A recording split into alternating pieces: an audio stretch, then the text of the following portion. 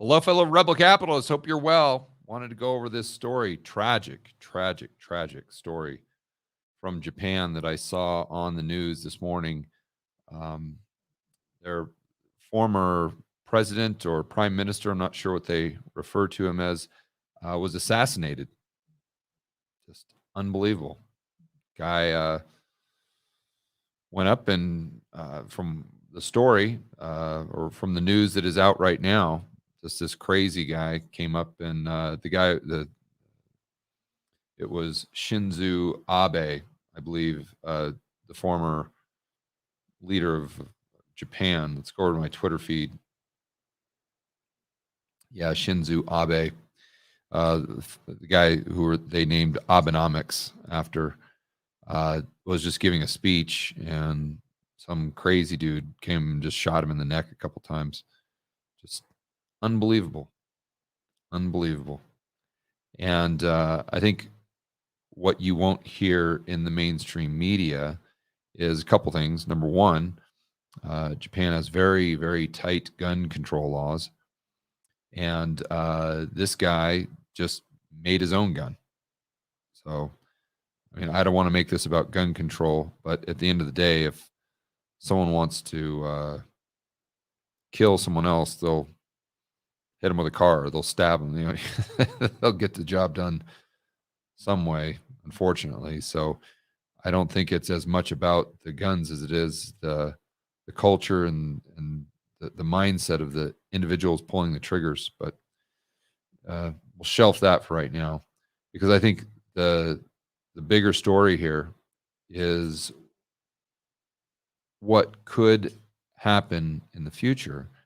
And unfortunately, like I said in this tweet, I think that the odds are this will only get worse as far as social unrest, which is at the end of the day kind of what this is about. I mean, obviously the person who shot him was mentally ill, but you're going to see more and more people at their wits' end in the future over the next few years, and you're going to see more and more mental illness, most likely as well, from people being at their wits' end, and because the amount of stress that they're having to endure, that leads to more drug use, etc.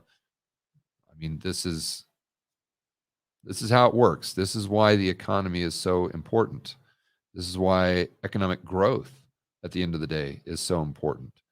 Because if you don't have that economic growth, I mean, I know a lot of the nature types out there like to think that, you know, we should all just go back to a world where we're living in teepees and hunting buffalo. But you don't understand what comes along with that world. And if we were to go back to that world, as great as that would be for some, others would turn to drugs, depression, stress, standard of living going down, the average life expectancy going down, all of these things. And what I concluded the tweet with is, especially if the dollar continues higher. And so I didn't want to make this story about economics, but at the end of the day, it's an economic story. Now, this particular instance, I'm not saying was due to the dollar going up, although the dollar has gone way up, or the yen has gone way down. But I'm not saying that there's a connection here. Maybe there is, maybe there isn't. But what I am saying is that in the future, if the dollar continues to go up, you're going to see more of this. You just are. It's again, people, economic activity declines, standard of living declines, people can't put food on the table, people can't put gas in their car, they can't put a roof over their head. The stress goes through the roof. There's a lot more mental illness in aggregate total, a lot more drug use. Again, people are pushed to an extreme, and in extreme stress conditions, even mentally healthy people do stupid things that they otherwise never would. And again, I'm not saying that is applicable to this particular situation, but what I am saying is that we've got this perfect storm. I just did a story on how the Dutch farmers are protesting, and we're most likely going to have at least higher food prices, if not outright shortages, in the future. That's usually the line in the sand for most people.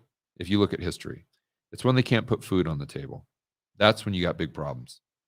Even as a politician, which is another reason why I'm shocked that they're pushing these, let's call them agendas, that will increase the price of food and decrease the supply of food.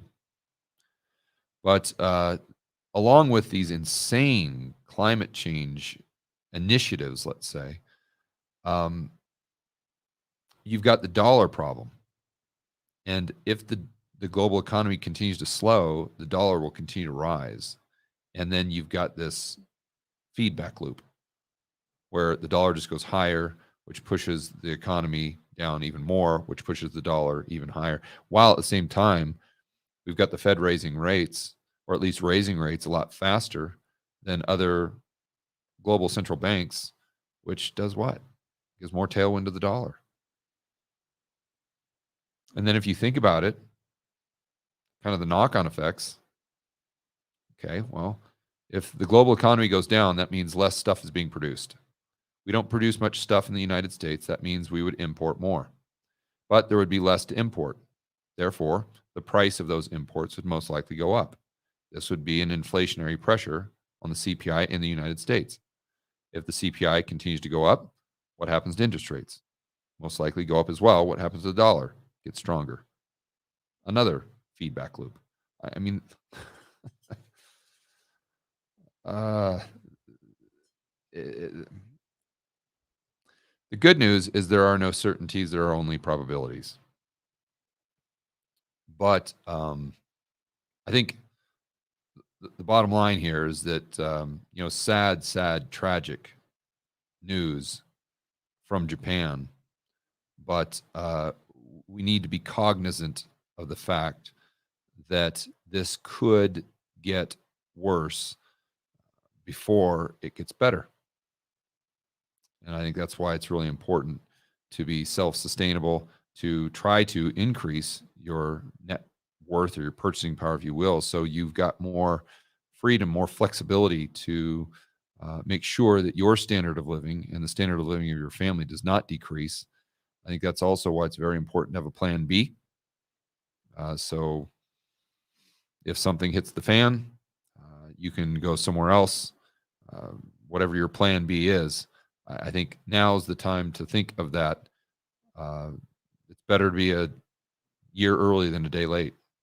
And what's the downside having a plan B? So crazy stuff happening in the world today. All right, guys, enjoy the rest of your afternoon. As always, make sure that you're standing up for freedom, liberty, free market, capitalism. We'll see you in the next video.